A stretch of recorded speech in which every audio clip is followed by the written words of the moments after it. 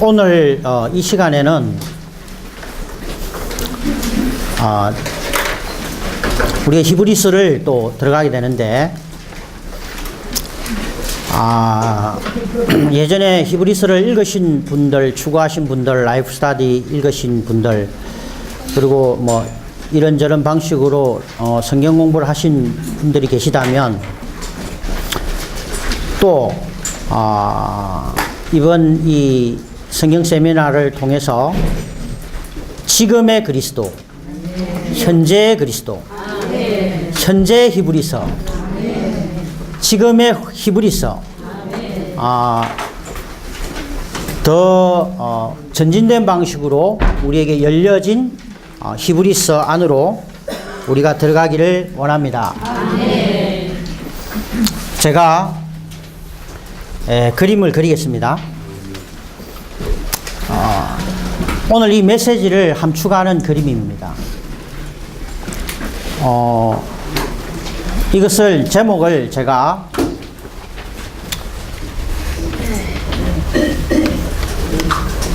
영광의 노정이라고 한번 조금 전에 불렀던 찬송가처럼 히브리서 11장 13절 영광의 노정, 영광 향한 나그네여, 이렇게 이제 영광의 노정이라고 한번 말할 수도 있고요. 또 하나는 이것은 히브리서 2장 3절에 있는 그토록 큰 구원, 우리가 그토록 큰 구원을 소홀히 여긴다면 어떻게 그 벌을 피할 수 있겠습니까? 히브리서의 첫 번째 히브리 믿는 이들에게 주신 경고에서 그토록 큰 구원, 큰 구원.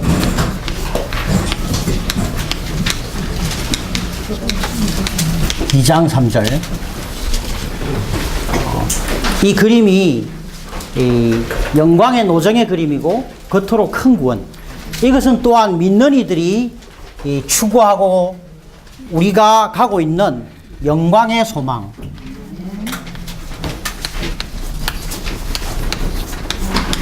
영광의 소망.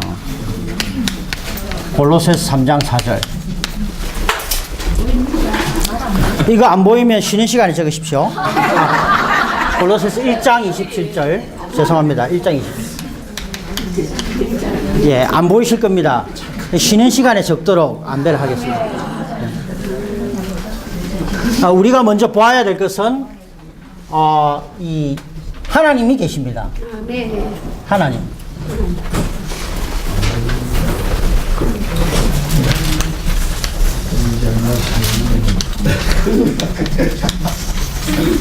이 하나님은 사도행전 7장 2절에 보면 아브라함이 그 하란으로 이주하기 전에 메소포타미아에서 아브라함에게 나타나신 영광의 하나님. 하나님은 영광의 하나님이십니다. 하나님은 영광이시죠.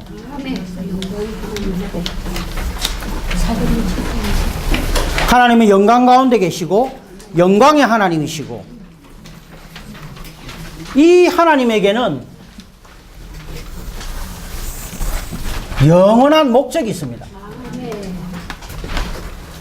영원한 목적. 이 목적은 히브리서 2장 10절에 있는 많은 아들들을 영광 안으로 이끄시는 것입니다. 많은 아들들을 영광 안으로 이끄시기 위해서 구원의 창시자를 고난을 통하여 온전케 하셨다. 하나님의 영원한 목적은 많은 아들들을 영광 안으로 이끄시는 것입니다. 결국 그 결과는 새 예루살렘이 될 것입니다. 이 새 예루살렘은 영광의 성입니다.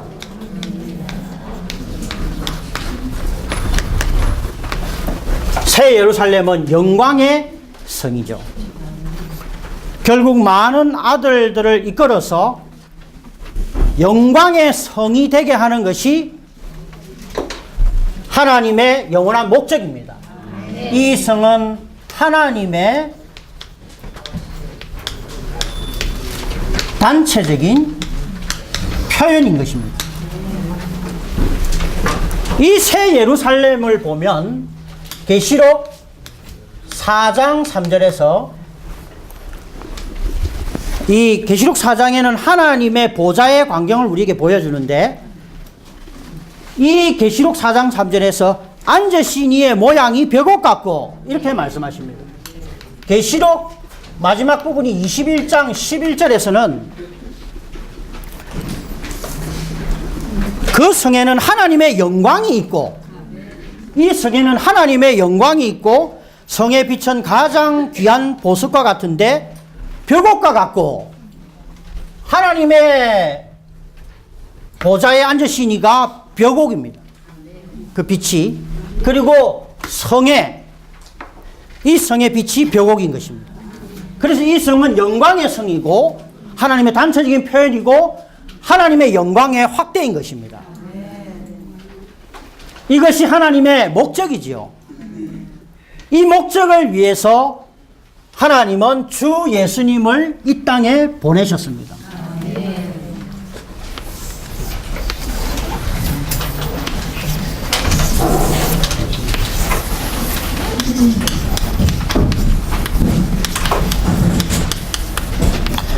히브리서 1장 3절에서 예수 그리스도는 영광의 광채이시다라고 말합니다.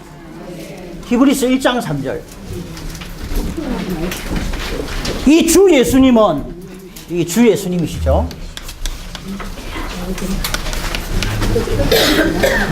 영광의 광채입니다. 하나님의 영광의 광채이시고 하나님의 실질의 표현이십니다. 그리고 요한복음 1장 14절에 보면 말씀이 육체가 되어 우리 가운데 장막을 치심에 은혜와 실제가 충만하도다. 우리가 그 영광을 보니 하나님의 독생자의 영광이라고 말하죠. 그래서 이 주 예수님은 하나님의 영광의 광채이시고 하나님의 영광을 나타내셨습니다. 요한복음 1장 18절에 하나님을 표명하셨다. 하나님을 나타내셨다. 그것이 바로 하나님의 영광인 것입니다. 그러나 그 영광은 이 거꾸로 됐네요. 네. 여기 인성의 껍질 안에 갇혀 있었습니다. 예수님의 신성의 부분은 하나님의 영광의 부분이지만 인성은 하나님의 영광에 참여하지 않았습니다. 이 인성이 사람의 아들은 영광 안으로 들어갈 필요가 있었고 영화롭게 될 필요가 있었던 것이죠. 그래서 주 예수님은 히브리서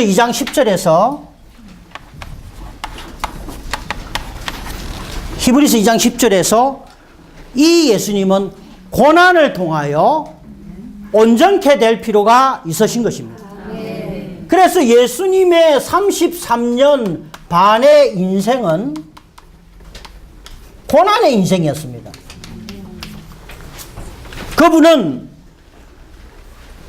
그분의 하나님의 부분, 신성의 부분은 완전한 분이시죠.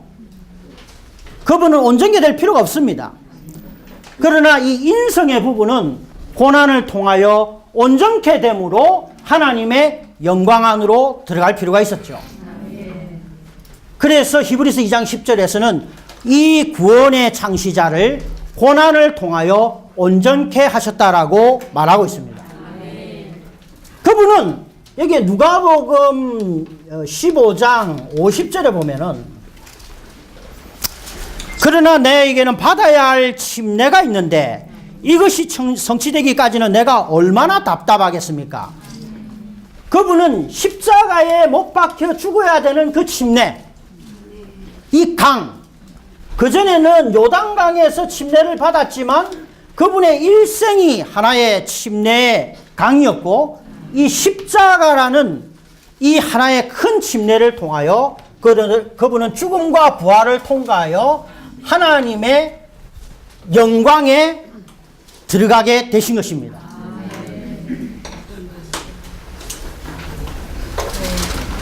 요한복음 7장 39절에 보면 우리가 잘 아는 그분은 아직 영광스럽게 되지 않으셨기 때문에 그 영이 아직 계시지 않았다라고 말하죠.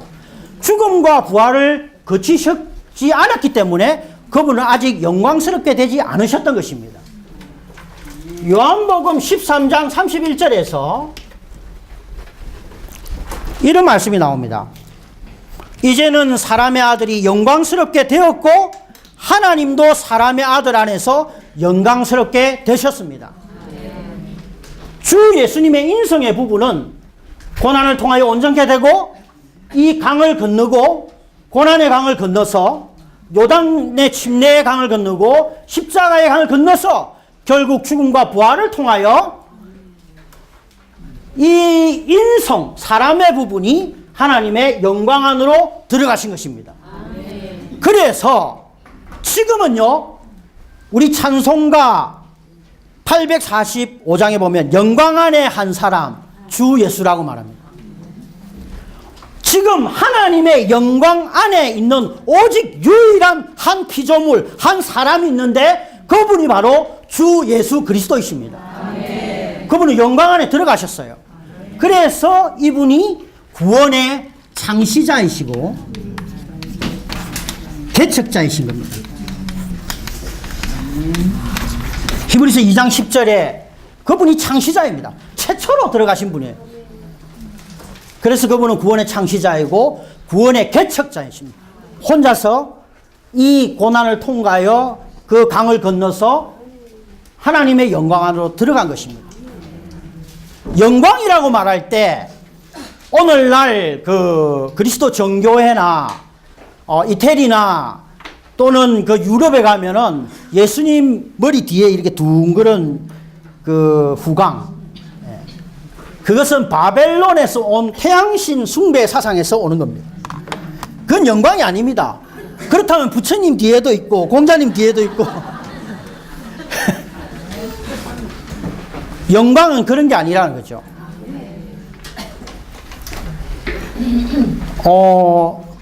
주 예수님이 마가복음 17장 1절에 2절에 보면 새 제자들을 데리고 높은 산에 올라가셔서 변형되셨는데 그때 하나님의 영광이 나타난 겁니다.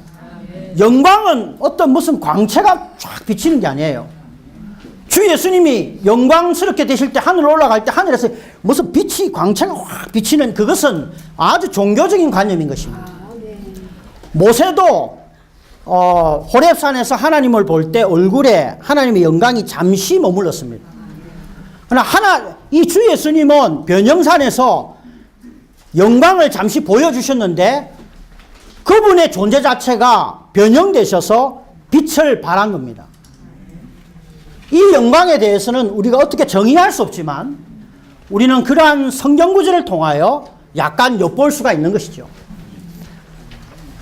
그러나 주 예수님이 하나님의 영광 안에 들어가셨다 할지라도 하나님의 단체적인 표현, 하나님의 많은 아들들을 영광 안으로 이끄시는 목적은 아직 이루어지지 않았습니다. 이 주 예수님이 이제 원형과 본이 되신 거죠. 하나님은 주 예수님이 죽고 부활하셨을 때 너무나 기쁘신 것이었습니다. 하나의 본과 원형을 얻으셨기 때문에. 그래서 이 하나님은 이 본과 원형을 우리의 영 안에 보내주셨죠. 우리의 인성이 있고 우리의 영 안에 이 원형과 본이 우리 안에 들어왔습니다. 요한복음 17장 22절에 보면 아버지께서 나에게 주신 영광을 내가 그들에게 준 것은 이렇게 말합니다. 골로새서 1장 27절에서도 내 이 비밀은 여러분 안에 그리스도인데, 여러분 안에 계신 그리스도인데 곧 영광의 소망이라고 말합니다. 그러니까 결국은 이 골로새서 1장 27절을 볼 때, 그리고 요한복음 17장 22절, 그리고 고린도 후서 6장 17절, 주님과 합하는 사람은 한 영이니라. 그래서 결국 여기에 영이 들어오셨고, 그리스도가 들어오셨고, 영광이 들어왔고, 영광, 여기에 생명이 우리 안에 들어오셨습니다. 이분은 또 원형이시자 본이시죠.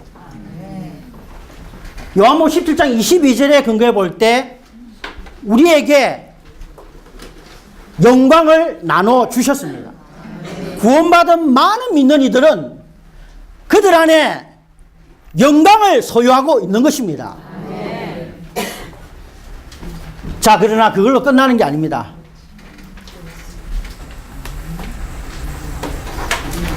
여기에 아까 말한 나그네의 영광 향한 나그네, 찬송가 구절처럼 영광 향한 나그네, 체류자, 그리고 여기에 고난의 인생이 있다는 거죠. 고난. 그래서 어느 시점이 되면 우리는 새 예루살렘에 참여하게 되는데, 그것이 곧 우리가 단체적인 영광, 새 예루살렘이 되는 것이고 하나님의 영광 안에 들어가는 것이고 우리가 영광을 얻는 것이죠. 고린도 후서 4장 16절에서 17절을 보면 우리가 받는 환난은 일시적이고도 가벼운 것인데 이것은 우리를 위하여 비교할 수 없을 정도로 영원하고도 중대한 영광을 이루어냅니다.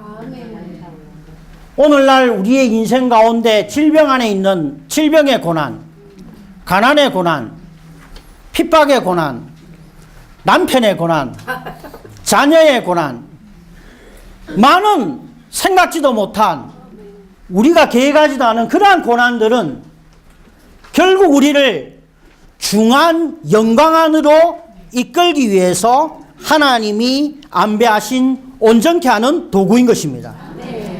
그리고 로마서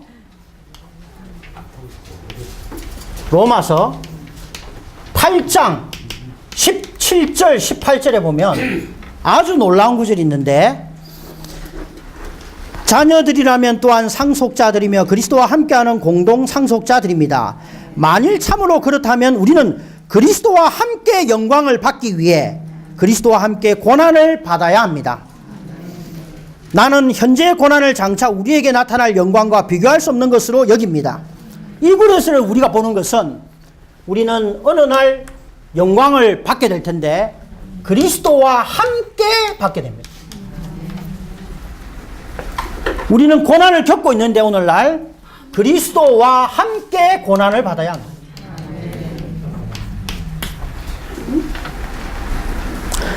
여기에 우리가 잘 아는 고린도 후서 3장 18절에 보면 3장 18절에 그러나 우리 모두는 노을을 벗은 얼굴로 거울처럼 주님의 영광을 바라보고 반사함으로써 그분과 동일한 형상으로 변화되어 영광에서 영광에 이릅니다. 이것이 주의 영에서 비롯되는 것입니다. 이 고난을 당하는 동안 우리는 어떻게 해야 되느냐 하면 영광의 주를, 주님의 영광을 바라보고 반사해야 돼요. 주님의 영광은 어디에 있습니까? 우리의 영 안에 있는 것이죠. 우리가 매일매일 고난을 받을 때 주목해야 될 때가 있는데 바로 주님의 영광을 주목하고 반사하는 것입니다. 그럴 때 우리의 혼의 부분에서 한 단계의 영광에서 또 다른 단계의 영광으로 점점 우리는 영광을 향해서 나아가는 나그네가 되는 것입니다. 베드로전서 5장 10절에서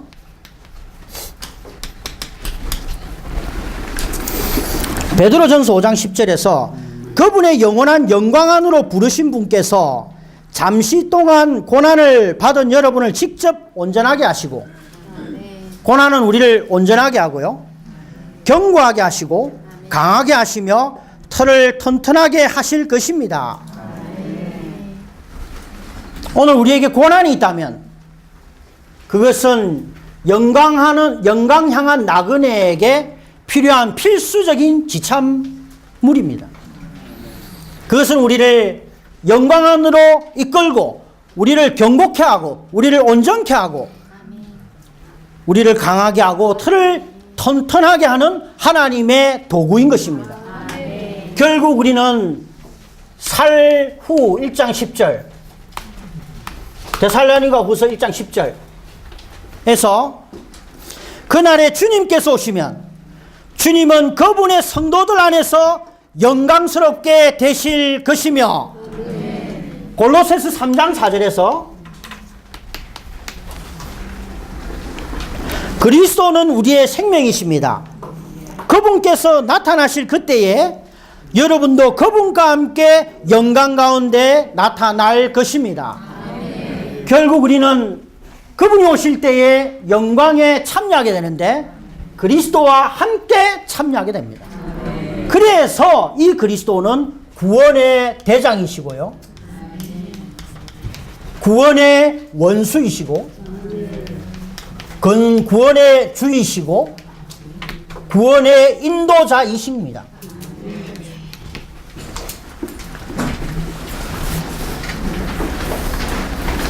이것이 바로 영광의 노정입니다. 이것이 바로 그토록 큰 구원이라는 거죠. 이것이 바로 우리가 가지고 있는 골로새서 1장 27절에 있는 영광의 소망인 것입니다. 자, 개요를 보겠습니다. 이제 잘 안 보이시면 쉬는 시간에 적으시기 바랍니다.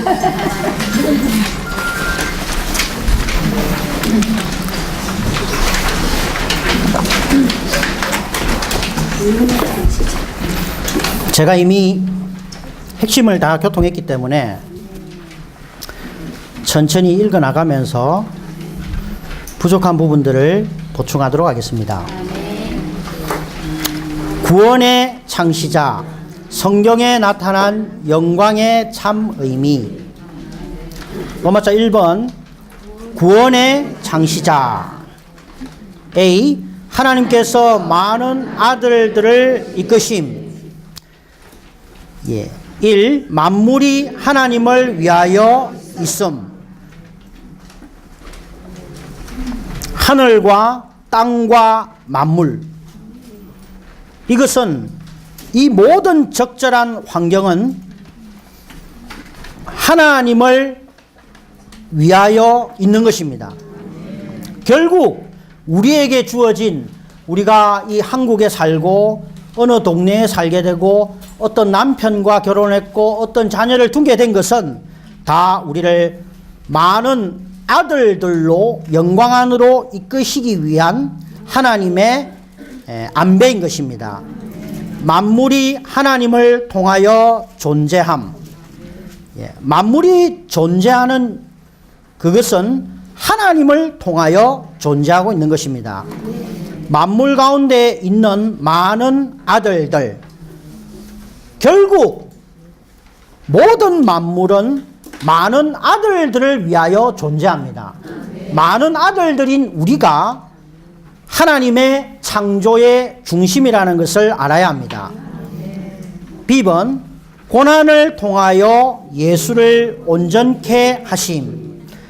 조금 전에도 설명했듯이 하나님의 영원한 목적은 많은 아들들을 하나님의 영광 안으로 이끄는 것입니다.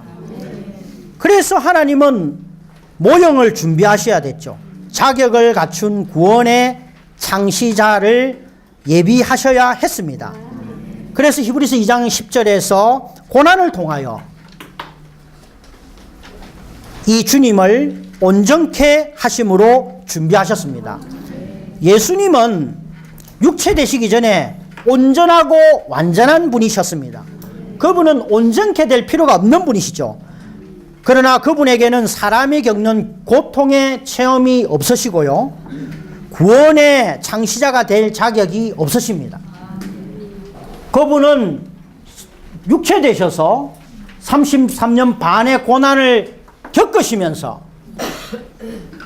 잠자는 것, 병드는 것, 먹어야 되는 것, 인생 안에서의 많은 체험들을 통하여 온전케 될 때 구원의 창시자, 구원의 대장이 될 수 있는 자격을 갖추게 되는 것입니다. 10번 개척자, 인도자, 대장. 그것은 제가 설명을 드렸습니다. 이 주 예수님은 이 개척자라는 말은, 여기 인도자라는 말은 단체의 사람을 이끌어서 어떤 곳으로 인도하는 사람입니다. 그래서 이 인도하는 사람은 체험이 많아야 되겠죠. 아주 나이가 어린 사람은 대통령 선거에 나갈 자격이 없습니다. 어느 정도 나이 이상이 되어야 돼요. 자녀도 낳아보고, 정상적인 결혼 생활도 살아보고, 또 이런 사회에 많은 어떤 경험과 체험을 가진 사람이 대통령의 자격이 있듯이 주 예수님도 이 많은 아들들을, 인생의 많은 질병과 고통과 이런 것들을 겪고 있는 이 많은 문제가 많은 사람들의 이들을 인도하기 위해서는 그도 합당한 체험이 필요했던 것입니다. 이 주 예수님은 이러한 고난을 통하여 온전케 되심으로 영광 안에 먼저 들어가셨고, 영광에 이르는 길을 여셨고, 따르는 자들을 이끄실 수 있는 충분한 자격을 갖추신 분이십니다. D번 구원. 그토록 큰 구원이죠. 그토록 큰 구원. 여기에서 구원은 그토록 큰 구원입니다. 그분은 그토록 큰 구원의 창시자입니다. 오늘 여기에 그린 도표를 가지고 우리는 많은 기독교인들에게 이 그림을 그려주면서, 저와 똑같이 그려주면서, 구원이라는 것은 다만 사람을 구원하여 타락한 상태에서 구원되는 것이 구원이 아니다. 이토록 큰 구원이 있다. 히브리서에는 이토록 큰 구원이 있다. 생명공과 일가에 보면 구원받는 것은 첫 번째 죄사함을 얻는 것이 구원받는 것이고, 두 번째 영원한 형벌을 면하는 것이 구원받는 것이고, 세 번째 하나님의 생명을 얻는, 요한복음 1장 12절에 하나님의 생명을 얻는 것이 구원받는 것이다. 생명을 받고 나면 어떻게 됩니까? 우리가 하나님의 자녀가 되는 것이 구원받는 것이다. 그리고 요한복음 3장 3절 5절에 우리가 하나님의 왕국 안에 들어가는 것이 구원받는 것이다. 여기에 또 큰 구원이 하나 있는데, 그러한 구원은 부족합니다. 여기에 큰 구원을 우리에게 보여주신 바울 형제님께 감사합니다. 이 구원을 우리는 말할 수 있어야 되고 전해야 하고, 우리가 이 구원의 노정 안에 있는 영광 향한 나그네라는 것을 선포해야 합니다. 우리는 돌연히 영광 안으로 들림받는 것이 아닙니다. 고난의 과정을 거침으로 한 걸음 한 걸음 구원받아서 결국 우리는 영광 안으로 들어가게 되는데, 그것이 바로 하나님의 영원한 표현인 새 예루살렘인 것입니다. 그래서 그리스도인의 길은, 그리스도를 따르려면 하나님은 우리에게 큰 고난을 준비하고 계십니다. 그래서 우리는 고난에 입맞추는, 고난에 대하여 감사하는 마음을 가져야 하고, 기도하고 주님을 더 사랑하고 주님을 추구해야 합니다. 기도를 많이 하면 할수록, 더 많이 주님을 사랑할수록 고난은 더 많이 하나님이 예비하실 것입니다. 그러한 고난을 통하여 우리는 알맞은 때에 길지도 짧지도 않은 가장 합당한, 가장 정확하게 측정된 고난이 우리에게 도달하고, 그 고난을 통하여 우리는 이 영광 안으로 들어가는 것입니다.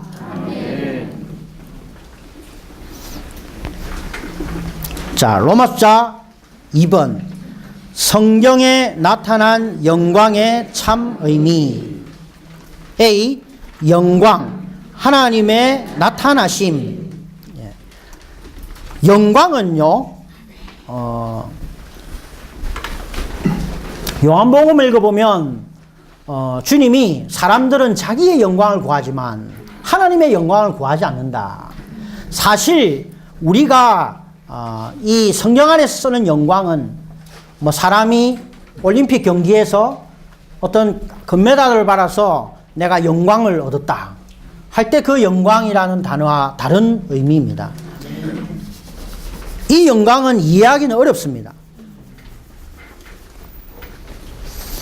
고린도전서 2장 7절에서 이것은 하나님께서 우리의 영광을 위해 세상이 시작되기 전에 미리 정하신 것입니다.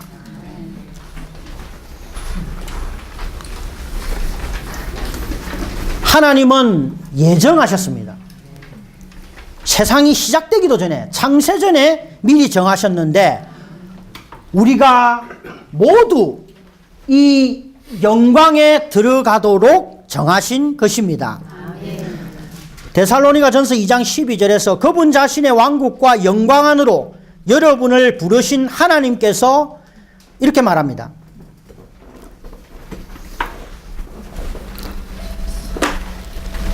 이것은 뭘 말하느냐면 하나님은 우리를 부르실 때, 다만 세상에서 우리를 불러내실 때 우리를 죄로부터 불러내신 것이 아니라 영광 안으로 부르셨다는 것을 말하고 있는 것입니다. 예, 그 정도만 하죠. B번, 하나님의 단체적인 표현. 예, 하나님의 단체적인 표현은 하나님의 목적입니다. 하나님의 영원한 목적은 그분의 단체적인 표현을 얻고자 하시는 것입니다. 예. 10번, 강을 건너야 할 필요성. 우리는 이 강을 건너야 합니다. 히브리서에서 강을 건너는 표현이 있는데 그 강은 무엇이냐 하면 그 강은 5가지 강이 있어요. 대표적으로 첫 번째는 아브라함이 강을 건넜습니다. 우상의 땅에서 나오기 위하여, 우상의 땅으로부터 분별되기 위하여 강을 건넜습니다. 두 번째, 이스라엘 백성들은 홍해를 건넜습니다. 그것은 세상으로부터 분별되기 위해서 세상에서 나오는 것입니다. 그리고 애굽의 군대, 이집트의 군대는 물에 잠기게 되었죠.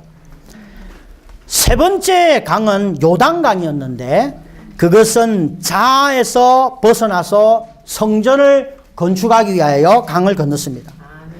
네 번째 강은 물두멍입니다. 성막 앞에 머물러 있는 강인데 지성소에 들어가기 위해서는 항상 물두멍을 지나야 합니다. 하나님의 거처와 하나님의 영광 안으로 들어가기 위해서 제사장들은 지성소에 들어가기 위해서 계속해서 지성소에 들어갈 때마다, 성소에 들어갈 때마다 이 물두멍을 지나야 했습니다. 이 물두멍이라는 강을 건너야 했죠. 그리고 결국 계시록 15장에서 이 이기는 자가 유리바다 위에 서 있게 되는데 그것이 마지막 강이 될 것입니다. 오늘날 그리스도인들은 강을 건너는 자가 되어야 합니다. 히브리인이 되어야 하는 것이죠.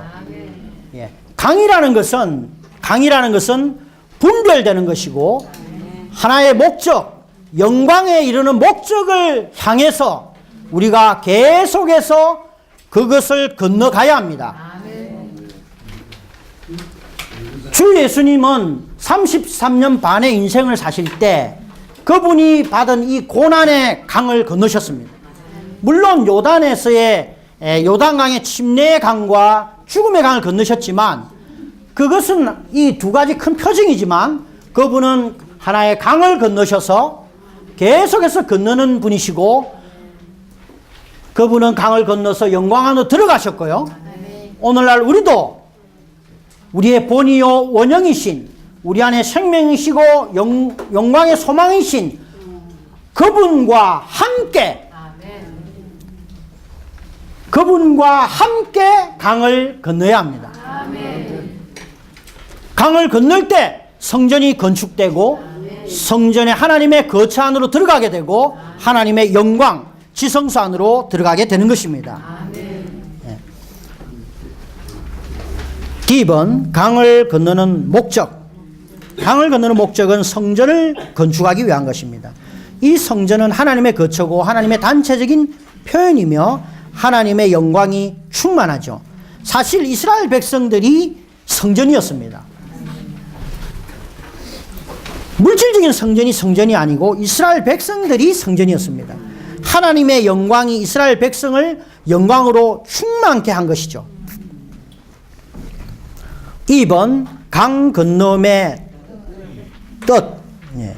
거기에 대해서는 제가 설명을 했습니다. 그 다음에 전형적인 본으로서의 주 예수. 그리스도께서는 먼저 그 강을 건너서 영광 안으로 들어가셔서 하나님의 영광을 충만히 나타내신 분이셨습니다.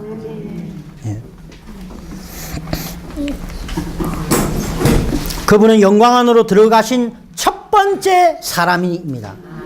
그분은 본과 모형과 창시자와 개척자로서 길을 닦으신 분이신 것입니다. G번 휘장 안으로. 히브리서 6장에 보면 그분은 휘장 안으로 들어가셨습니다. 휘장은 하나님을 나타내는 것으로부터 우리를 나누는 것입니다. 모든 강은요 하나님을 나타내는 것에서 나누는 휘장입니다. 그분은 그 휘장 안으로 들어가셨습니다. 휘장을 찢으시고 그 안으로 들어가셨죠. 그래서 결국 그 안에 들어가신 유일한 한 분 예수 그리스도가 되셨고 그분이 이제 우리 안으로 들어오셔서 영광의 소망이 되시고 영광 향한 나그네와 체류자인 우리와 함께 고난을 통과하시면서 우리는 그분과 함께 영광 안으로 들어가게 될 것입니다. 제2번 영원한 영광에 중한 것. 고린도후서 4장 16절 17절에 보면 우리가 받는 환난은 일시적이고도 우리가 받는 고난은 일시적인 것입니다. 가벼운 것입니다. 이것은 우리를 위하여 비교할 수 없을 정도로 영원하고도 중대한 영광을 이루어냅니다. 영광은 중한 것입니다. 귀한 것입니다. 그리고 이것은 영원한 것입니다. 그리고 우리가 겪는 고난은 일시적이고 가벼운 것입니다. 아멘. 그래서 고난은 우리를 도와서 우리를 영광 안으로 이끌고 있는 것입니다. 아멘. 제2번 밖으로부터 안으로부터 다시 오시는 그리스도. 로마서 8장 30절에 보면 이 다시 오시는 그리스도가 그분은 또 하나님께서 미리 정하신 것들을 또한 부르셨고 부르신 것들을 또한 의롭다 하셨고 의롭다 하신 것들을 또한 영광스럽게 하셨습니다. 그분은 밖으로 오셔서 믿는 이들을 영광스럽게 하실 것입니다. 그러나 데살로니가 후서 1장 10절은 또 이렇게 말하고 있습니다. 그날에 주님께서 오시면 주님은 그분의 성도들 안에서 영광스럽게 되실 것이며 그분은 또한 우리 속으로부터 오고 계십니다. 그분은 밖에서부터 오고 계시고 우리 속으로부터 오고 계십니다. 할렐루야. 주님을 찬양합니다.